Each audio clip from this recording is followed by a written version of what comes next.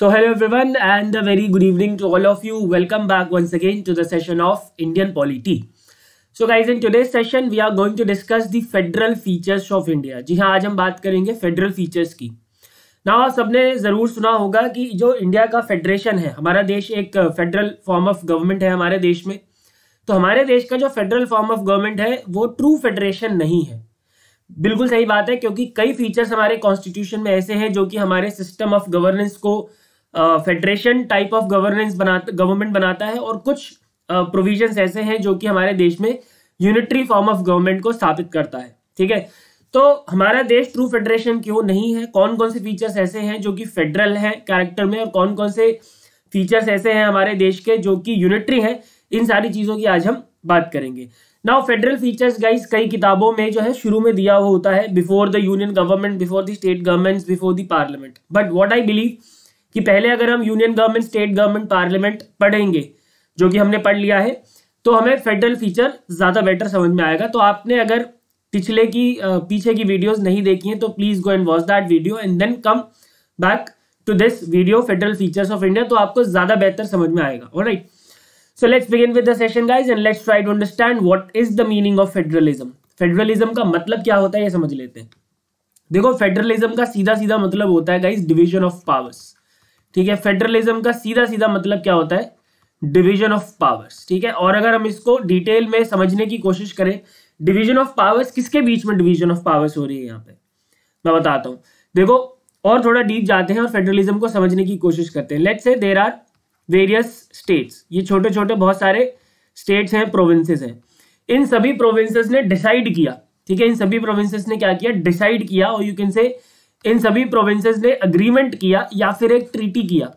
ठीक है, एक अग्रीमेंट साइन किया, एक ट्रीटी किया कि ओके, अब जो है हम सभी लोग मिलकर क्या करते हैं, एक सिंगल यूनियन बना लेते हैं. ठीक है, एक सिंगल यूनियन बना लेते हैं, एक सिंगल सेंटर बना लेते हैं. ठीक है, तो इस चीज को हम क्या बोलते हैं, फेडरेशन. तो इन्होंने क्या फॉर्म कर लिया है, फेडरेशन फॉर्म कर लिया है. ठीक है, जहां पे, और इस फेडरेशन में जो पावर्स होंगी वो क्या होंगी, प्रॉपरली डिवाइड होंगी between all the states and this strong centre and this centre और द यूनियन.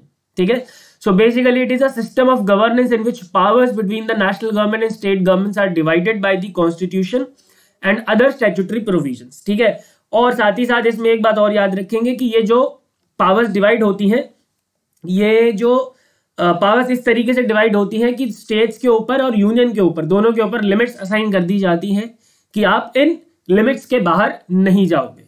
ठीक है, तो ये तो मतलब है फेडरलिज्म का. तो आई होप फेडरलिज्म का मतलब दोस्तों आप लोगों को क्लियर है. सो फेडरलिज्म वर्ड कभी भी आपको दिखाई देता है तो सीधा सीधा अपने दिमाग में ये वाली टर्म लेके आना, division of powers, that's it. Federalism का मतलब ये होता है एक ऐसा सिस्टम ऑफ गवर्नमेंट जहां पे नेशनल गवर्नमेंट और स्टेट गवर्नमेंट के बीच में जो पावर्स हैं वो डिवाइडेड हैं. और वो पावर्स डिवाइडेड किसके थ्रू है, तो वो पावर्स कॉन्स्टिट्यूशन के थ्रू डिवाइडेड हो सकती है या फिर किसी ऐसे स्टैट्यूटरी प्रोविजन के थ्रू भी डिवाइडेड हो सकती है. ऑलराइट, एंड इसके अलावा हमारे पास एक यूनिटरी फॉर्म ऑफ गवर्नमेंट भी होती है, आप सबने सुना होगा ऑफ कोर्स. एक यूनिटरी फॉर्म ऑफ गवर्नमेंट भी होती है जिसमें all the powers are vested with the central government. जो यूनियन होता है उसमें जो सेंटर होता है, सारी पावर किसके पास होती है, सेंट्रल गवर्नमेंट के पास होती है. ठीक है, और अगर कोई स्टेट गवर्नमेंट ऐसे स्टेट में है भी, ठीक है, अगर मान लो कि ऐसा कोई देश है जहां पे यूनिटरी फॉर्म ऑफ गवर्नमेंट चलती है, तो पहली बात तो ये है कि सारी पावर किसके पास है, सेंट्रल गवर्नमेंट के पास है. और अगर वहां पे कोई स्टेट गवर्नमेंट है भी अगर, तो वो सबॉर्डिनेशन में काम करती है, वो सबॉर्डिनेट की तरह काम करती है टू द सेंट्रल गवर्नमेंट. ठीक है, तो दो तरीके की फॉर्म ऑफ गवर्नमेंट है हमारे पूरी दुनिया में, यूनिटरी फॉर्म ऑफ गवर्नमेंट और फेडरल फॉर्म ऑफ गवर्नमेंट. ज्यादातर देशों में federal form of government he follow होता है, यूएसए है, कनाडा है, इंडिया तो है ही ऑफ कोर्स. पर इंडिया का जो फेडरलिज्म है वो मिक्सचर है, यूनिटरी फॉर्म भी, थोड़ा बहुत जो हमारे देश में गवर्नेंस है वो यूनिटरी फॉर्म भी है और थोड़ा बहुत फेडरलिज्म भी है. एंड दैट्स व्हाई जो इंडिया का फेडरलिज्म है उसको क्वासी फेडरलिज्म बोला जाता है. इंडिया का जो फेडरल स्ट्रक्चर है उसको क्वासी फेडरल स्ट्रक्चर बोला जाता है. ठीक है, क्यों बोला जाता है हम आगे समझेंगे, डोंट वरी. अभी फिलहाल फेडरलिज्म का मतलब आई होप आपको क्लियर होगा.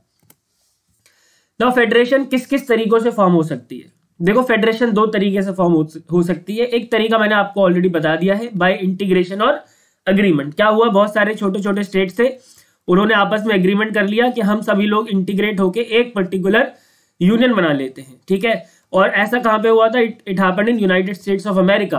ठीक है, 13 छोटे छोटे स्टेट्स थे, उन 13 छोटे छोटे स्टेट्स ने ये डिसाइड किया, ये एग्रीमेंट किया कि let's form a United states. ठीक है, क्या फॉर्म करते हैं? यूनाइटेड स्टेट्स फॉर्म करते हैं, और उसके बाद से एग्जिस्टेंस में आया यूनाइटेड स्टेट्स ऑफ अमेरिका। उससे पहले 13 छोटी छोटी कॉलोनीज थी ये।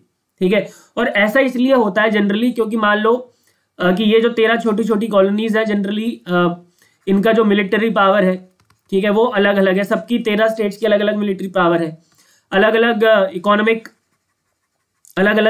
पावर्स है सबकी। तो अगर मान लो कि इन सबकी पावर्स मिल जाएगी तो ऑफकोर्स वो एक स्ट्रॉन्ग पावर निकल के आएंगे, मिलिटरीली भी और इकोनॉमिकली भी।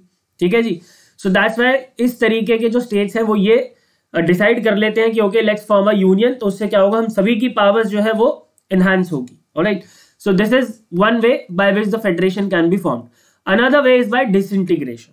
नाउ डिसइंटीग्रेशन का मतलब क्या है? देखो, हमारा जो देश है इंडिया, ठीक है, हमारा जो देश है इंडिया, अब उसमें क्या हुआ था कि आजाद जो हुआ था वो कौन हुआ था? इंडिया हुआ था। ठीक है, क्या स्टेट्स आजाद हुए थे? नहीं। तो हमारे यूनियन ने क्या करा? छोटे छोटे स्टेट्स बना दिए। क्यों बना दिए ये स्टेट्स? इसके पीछे क्या रीजन होता है डिसइंटीग्रेशन के पीछे? हमारे देश की अगर मैं पर्टिकुलरली बात करूं तो हमारे देश का इतना बड़ा ज्योग्राफिकल एरिया है, ठीक है, इतना बड़ा ज्योग्राफिकल एरिया, और उसके साथ साथ जो सोशो कल्चरल डाइवर्सिटी आपने देखी हमारे देश में कितनी ज्यादा है। ठीक है, due to large geographical area and due to socio cultural diversity, जो हमारे बेसिकली कॉन्स्टिट्यूशन मेकर्स कह लो, उन्होंने क्या करा? जो हमारा देश था उसको डिवाइड कर दिया छोटे छोटे स्टेट्स में कि ठीक है भाई, छोटे छोटे स्टेट्स होंगे और ये छोटे छोटे स्टेट जो है वो अपने रीजनल इंटरेस्ट को कंप्लीट करेंगे। जो भी उस जगह का, उस रीजन का जो भी इंटरेस्ट होगा, ठीक है, उसको वो कंप्लीट करके देंगे। जनता की जो भी जरूरतें होंगी वो उसको पूरा करेंगे। ठीक है, तो इस तरीके के फेडरेशन को हम क्या बोलते हैं? डिसइंटीग्रेशन। अब इसमें एक बात याद रखेंगे आप लोग कि यहाँ पे इन केस ऑफ इंडिया, अगर मैं इंडिया के केस में बात करूं तो यूनियन ने स्टेट्स को बनाया है। ठीक है जी, यूनियन ने क्या करा है? स्टेट्स को बनाया है। लेकिन अगर मैं यूएसए की बात करूंगा तो हम क्या बोलेंगे? स्टेट्स ने मिलकर यूनियन बनाया है।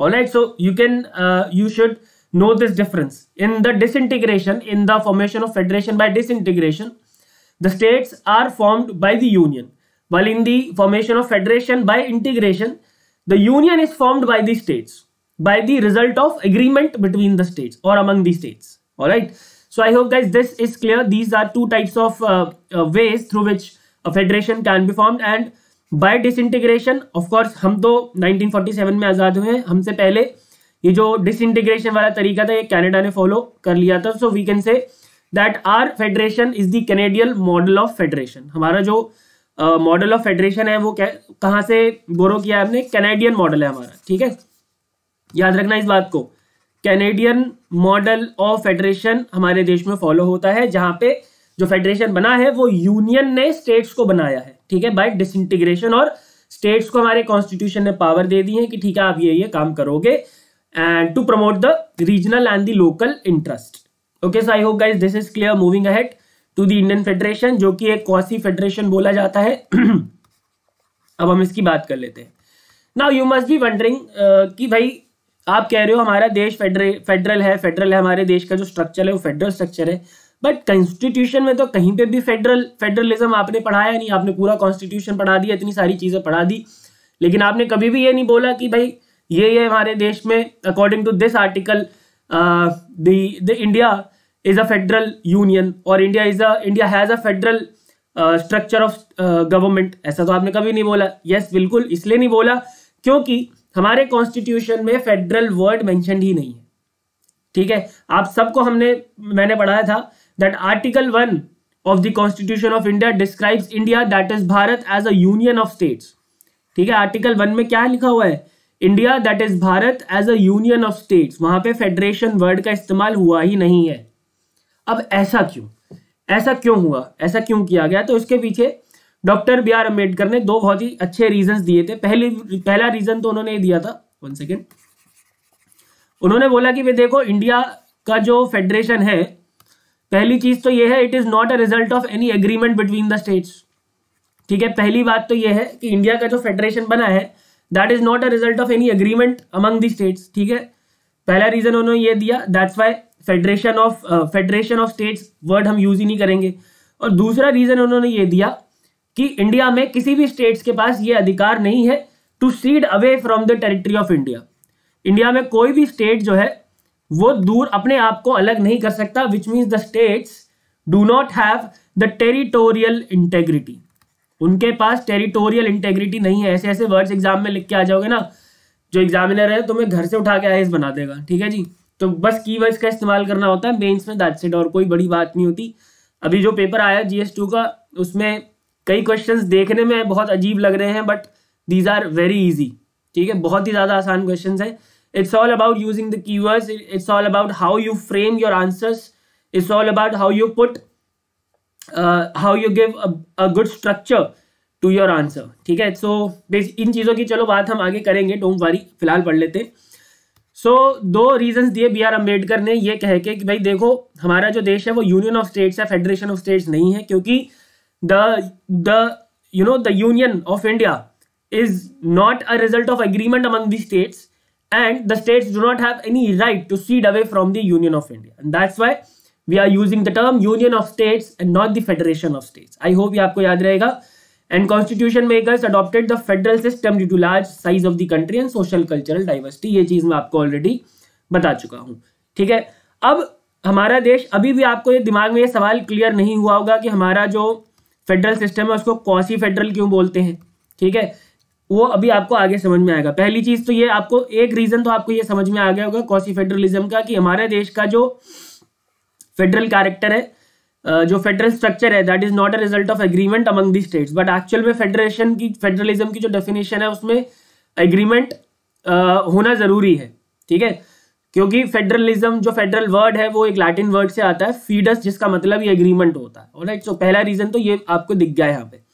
बाकी अभी हम बात करेंगे फेडरल फीचर्स की, तो आपको और आगे चीजें समझ में आएंगी कि क्यों हमारा देश एक क्वासी फेडरल है। सो रिटन कॉन्स्टिट्यूशन, अब हम बात करते हैं कि कौन कौन से फीचर्स हमारे कॉन्स्टिट्यूशन ने हमें दिए हैं, या फिर हमारा जो सिस्टम ऑफ गवर्नेंस हमारे देश में चल रहा है उसके कौन कौन से फीचर्स जो है वो फेडरल कैरेक्टर के हैं, ठीक है। तो सबसे पहला तो है guys written constitution.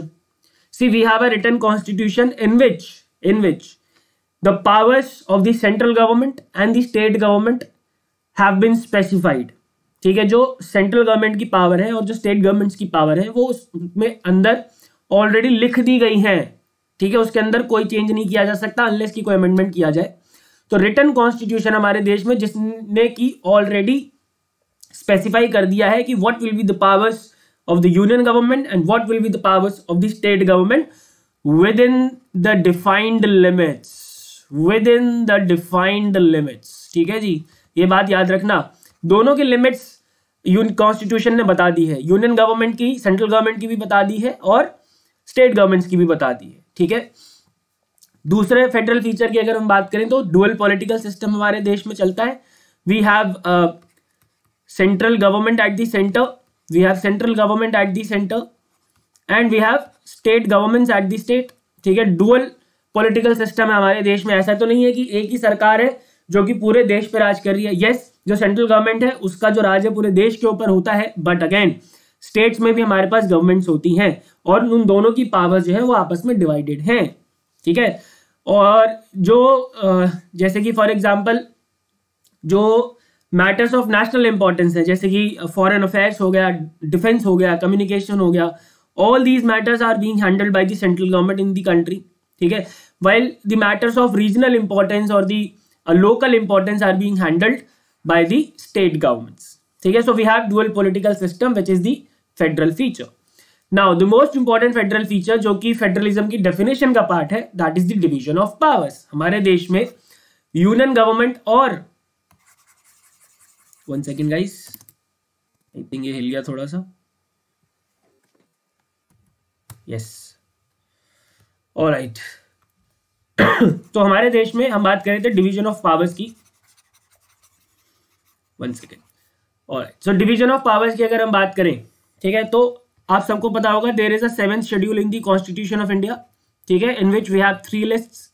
Union list है हमारे पास, एक स्टेट लिस्ट है हमारे पास और एक कॉन्करेंट लिस्ट है हमारे पास, ठीक है। यूनियन लिस्ट है, स्टेट लिस्ट है और एक कॉन्करेंट लिस्ट है। यूनियन लिस्ट में जितने भी मैटर्स है उनके ऊपर लॉ बनाने की पावर केवल पार्लियामेंट के पास है, स्टेट गवर्नमेंट के पास है, सॉरी सेंट्रल गवर्नमेंट के पास है। स्टेट लिस्ट में जो भी मैटर्स है उसमें लॉज बनाने की पावर केवल और केवल स्टेट गवर्नमेंट्स के पास है। कॉन्करेंट लिस्ट में जो मैटर्स हैं उसमें लॉ बनाने की पावर दोनों के पास है। सेंटर भी कानून बना सकता है और स्टेट गवर्नमेंट भी कानून बना सकती है, ठीक है। तो ये डिवीजन ऑफ पावर्स जो हमारे कॉन्स्टिट्यूशन ने डिफाइन किया है, that is the most prominent feature of the federalism in the country. ये सबसे बड़ा फीचर है हमारे देश के फेडरल कैरेक्टर का, ठीक है।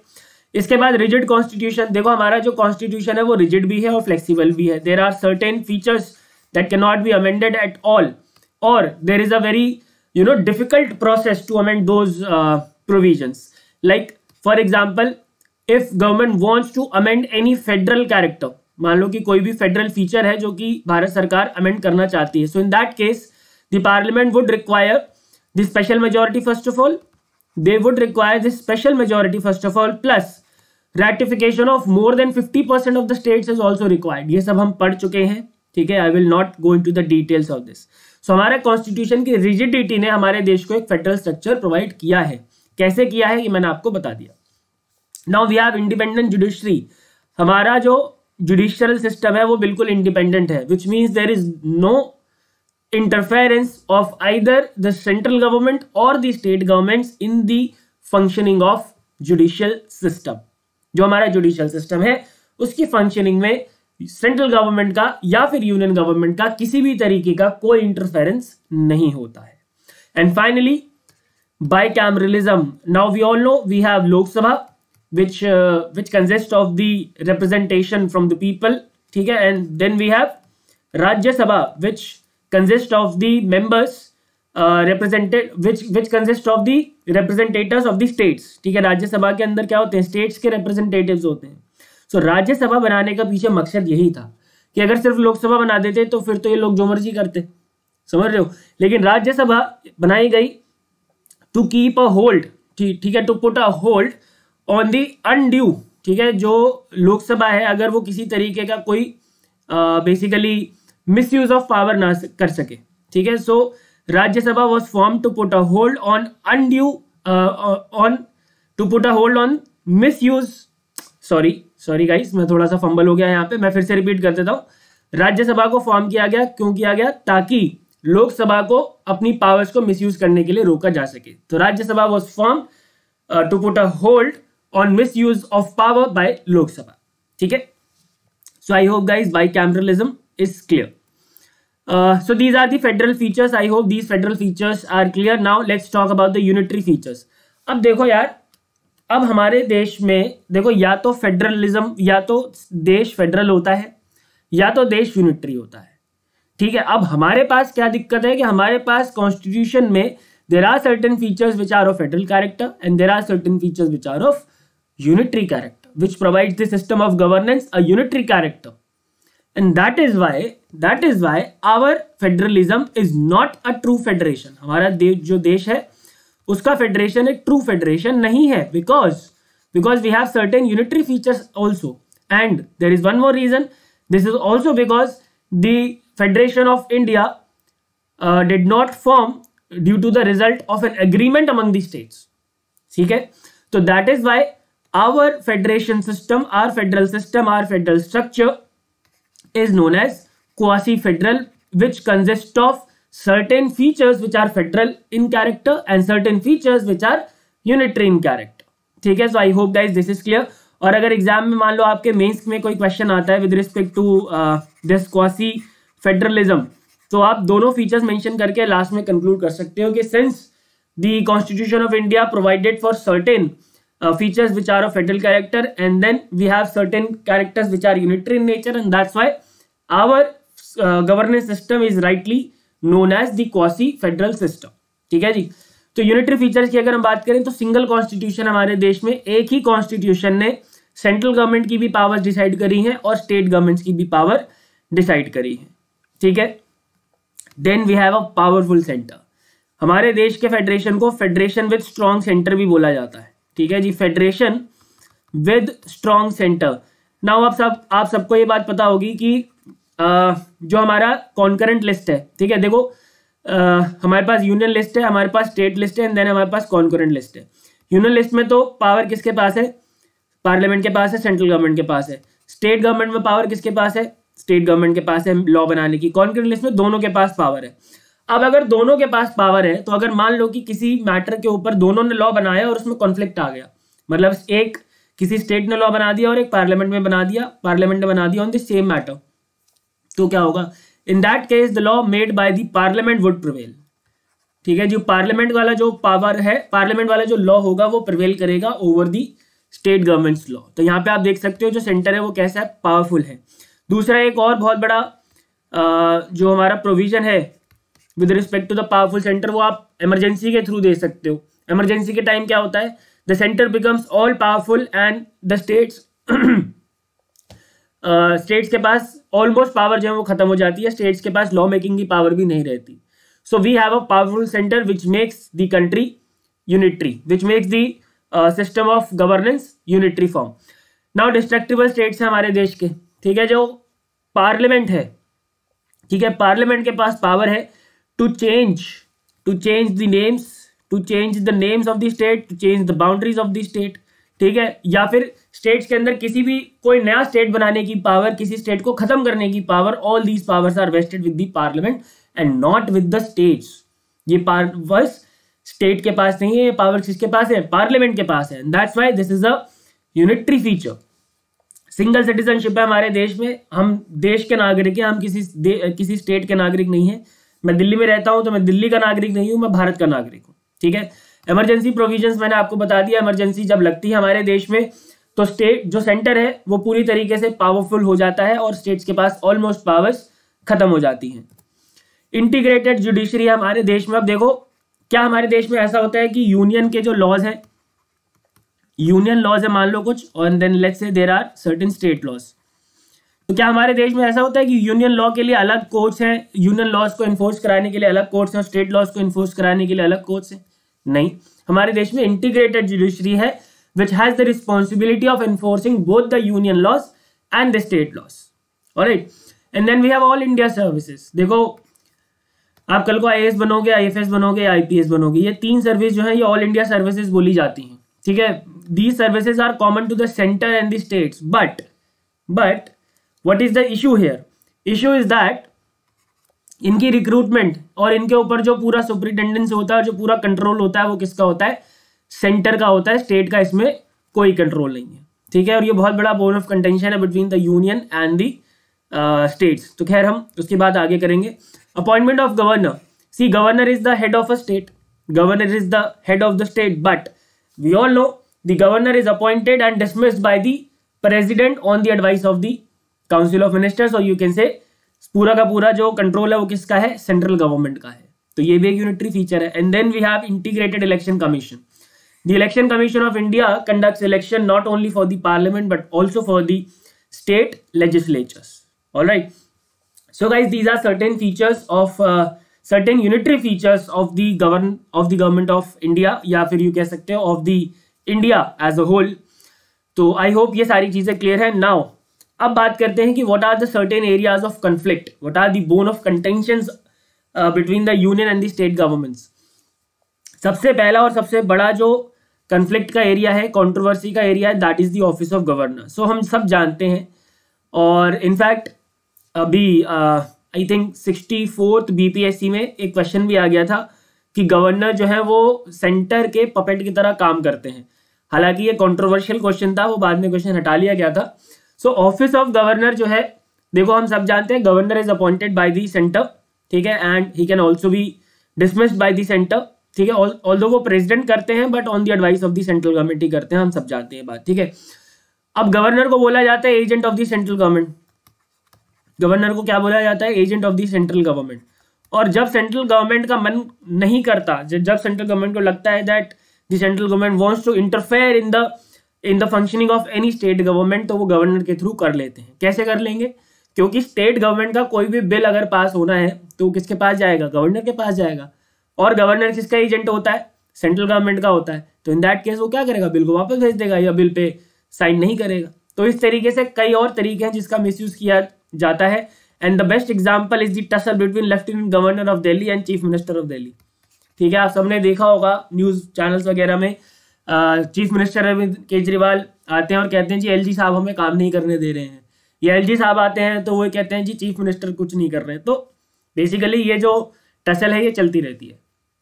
दूसरा एरिया जो है कॉन्फ्लिक्ट का, जो कि बहुत बड़ा एरिया है, मैं मानता हूँ मेरे हिसाब से ये सबसे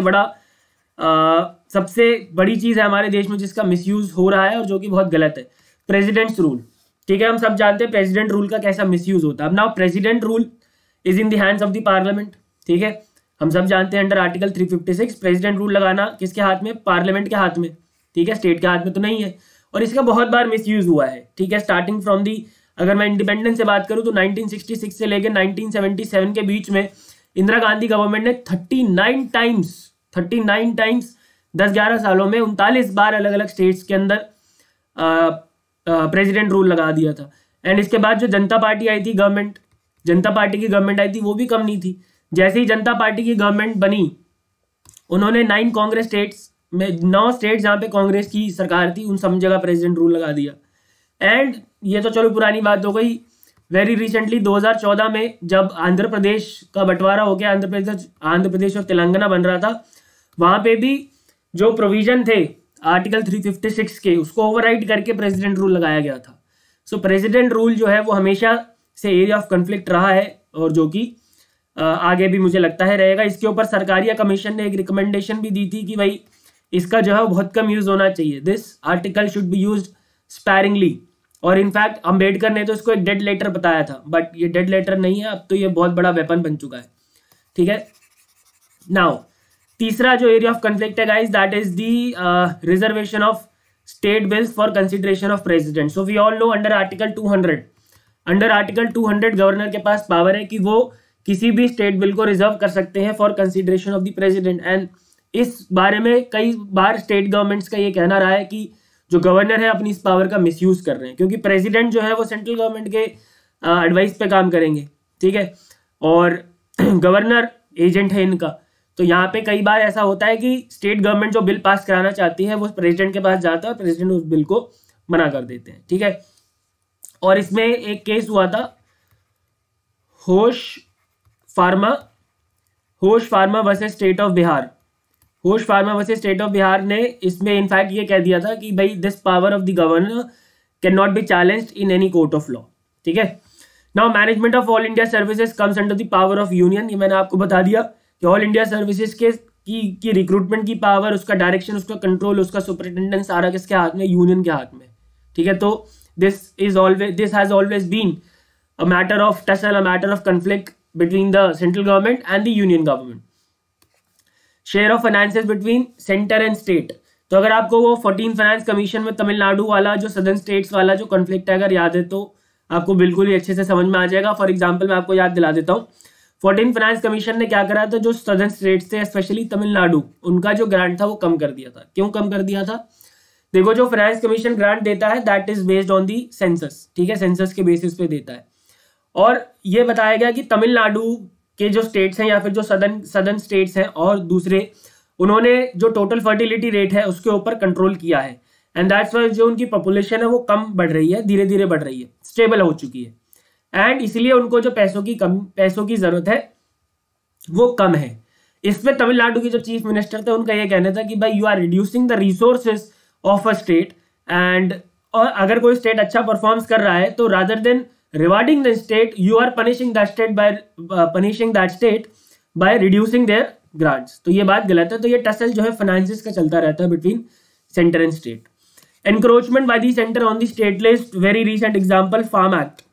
जो फार्म एक्ट बने थे उसमें स्टेट लिस्ट की कुछ एंट्री में जाके भारत सरकार ने कानून बना दिए थे, और ऐसा कई बार होता रहा है। And finally deployment of central forces in the state to maintain law and order. West Bengal में सीबीआई की इंक्वायरी हो रही थी अभी कुछ टाइम पहले, अगर आपको याद हो। वेस्ट बंगाल कमिश्नर, कोलकाता के कमिश्नर के अगेंस्ट कुछ हुआ था। ठीक है, तो वहाँ पे सीबीआई भेजी थी भारत सरकार ने।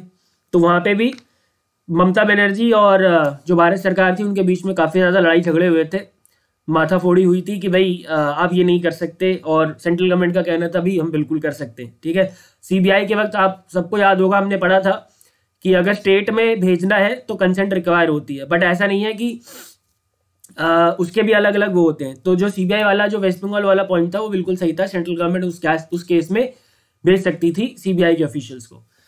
सो guys these are certain areas of conflict जो कि हमारे फेडरलिज्म को थोड़ा सा जो हमारे फेडरलिज्म के लिए थोड़ा सा खतरा है। बट येस देखो ऐसा है कि जब 10 भाई या 4 भाई एक साथ रहेंगे तो थोड़ा बहुत लड़ाई झगड़ा तो होगा ही। तो हमारा जो देश है वो हमारा पापा है, हमारे पिताजी हैं, और जो छोटे छोटे स्टेट्स हैं वो उसके बच्चे हैं। तो बाप और भाइयों में तो लड़ाइयाँ चलती रही हैं हमारे देश में और चलती रहेंगी आई बिलीव। और तो इसमें इतना कोई परेशान होने वाली बात नहीं, क्योंकि अच्छा चल रहा है हमारा देश। ठीक है, अगर कोई बहुत ज़्यादा अनकॉन्स्टिट्यूशनल चीज़ें होती हैं तो ऑफकोर्स सुप्रीम कोर्ट है हमारे पास, हाई कोर्ट्स हैं इन चीज़ों पे कंट्रोल करने के लिए। और बहुत अच्छी चीज़ है हमारे कॉन्स्टिट्यूशन की ये कि उन्होंने किसी को भी सुप्रीम पावर नहीं दी है। ऑल्दो पार्लियामेंट के पास बहुत सारी पावर्स हैं, बट हमने देखा है ड्यूरिंग दी जो आफ्टर द इंडिपेंडेंस और आज तक हम देख रहे हैं कि कैसे सुप्रीम कोर्ट ने लगाम लगाई है पार्लियामेंट के ऊपर to control its power. Alright, so guys, that's it for the session today. I hope all the provisions with respect to the federalism in India is clear. I will meet you in the next session on Monday. Saturday को इस बार session नहीं होगा. I'll see you on Monday. Thank you so much for watching. And yes, Monday के session में we'll be starting center states relation and पूरा हफ्ता हम उसको देंगे, यानी कि पूरी 3 classes हम देंगे center state relations को. Alright. So thank you so much for watching guys. Goodbye. Take care and God bless.